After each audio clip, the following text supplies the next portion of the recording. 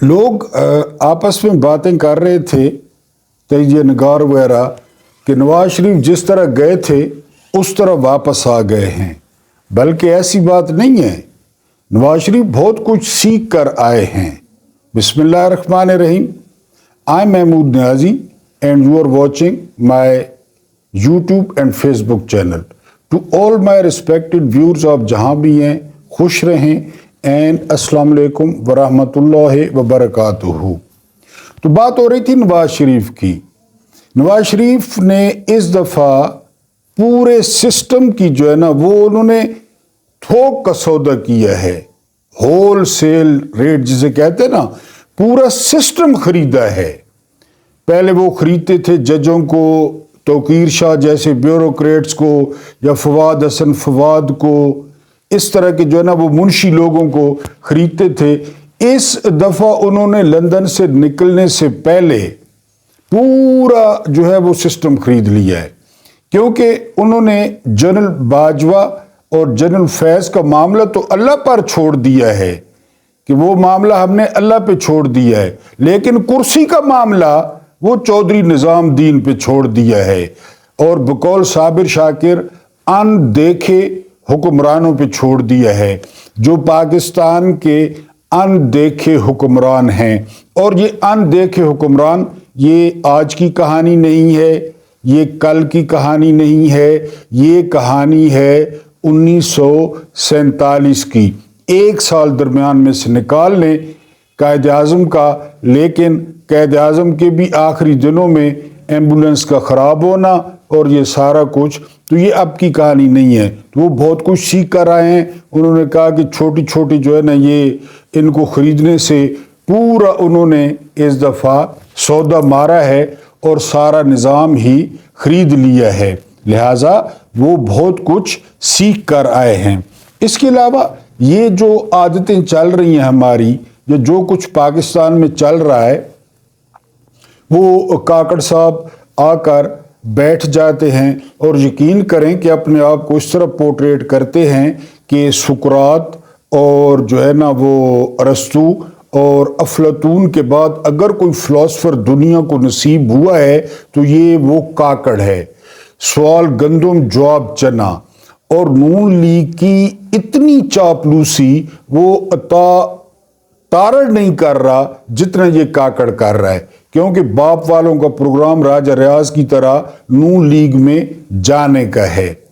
तो ये सारी आदतें देखकर पूरी दुनिया मुतहरिक है। इस वक्त मेरा ख्याल है कि दुनिया का कोई भी मुल्क, उसका वजीर खारजा वो ज़मीन पर नहीं है, वो जहाज़ में मौजूद है।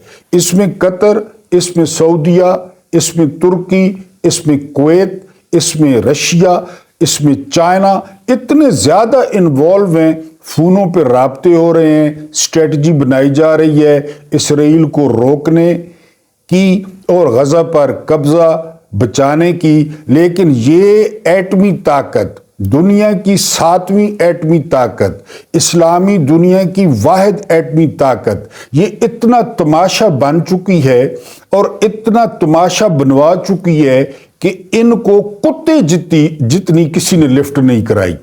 ना इधर कोई आया है, ना इनमें से किसी ने बात की है कि आप भी अपना रोल प्ले करें, क्योंकि दुनिया नहीं देख रही कि यहाँ पे खवातीन फत हो रही हैं और 3 विकेटें गिर गई। आज अंदलीब अब्बास जो है ना वो उधर शामिल हो गई, आज 4 खवातीन फत हो गई, आज ये वर्कर कन्वेंशन फत हो गया, आज जो पीटीआई के सोशल मीडिया वाले लड़के हैं उनको दहशतगर्द डिक्लेयर कर दिया गया, और आज जो है वो पंजाब हुकूमत ने टके का मैंडेट नहीं है जिसका, उसने नवाज शरीफ के जराइम माफ़ कर दिए। तो दुनिया देख रही है, दुनिया को पता है कि इनकी प्रायोरिटीज़ क्या हैं।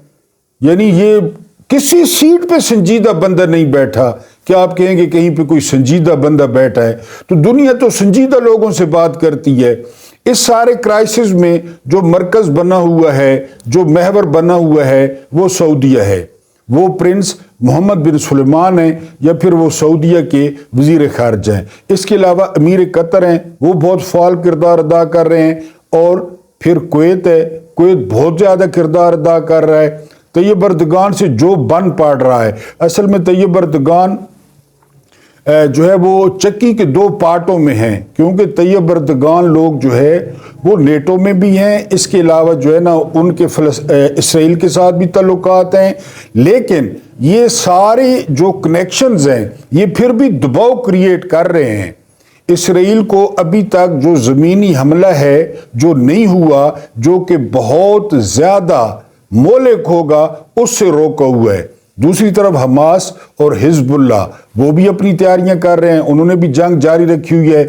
اور دوسرا جو ہے یہ میں نے کہا کہ یہ جو ایٹمی طاقت ہے، یہ جو 7,96,096 مربع کلومیٹر کی ریاست ہے، اس کے مقابلے میں اتنا سارا قطر، اس کے مقابلے میں اتنا سارا کویت، اور اس سے کہیں چھوٹا ترکی، وہ بہت زیادہ فعال ہیں، کیونکہ وہ سٹیٹس ہیں، وہ سٹیٹس کے مفادات دیکھتی ہیں کہ ترکی کا کس میں فائدہ ہے، قطر کا کس میں فائدہ ہے، اور پھر ان کی لوگ سنتا ہے.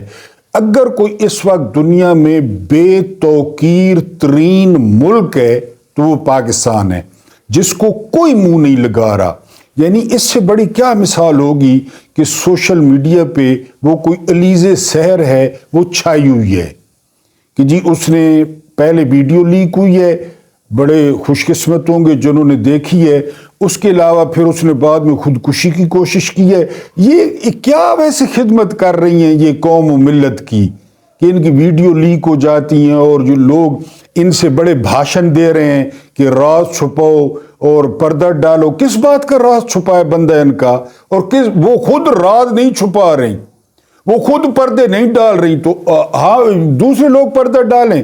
یہ بھاشن بھی سننے میں آ رہے ہیں کہ پردے ڈالیں اور چھپائیں، اور یہ تو اس کی کسی نے اقوام متحدہ نے منت کی تھی کہ وہ یہ سارا جو ہے نا وہ غلیظ دھندا کرے اور آ کر جو ہے نا وہ اپنی ساری لوگوں کو دکھائے جو روٹین ہے.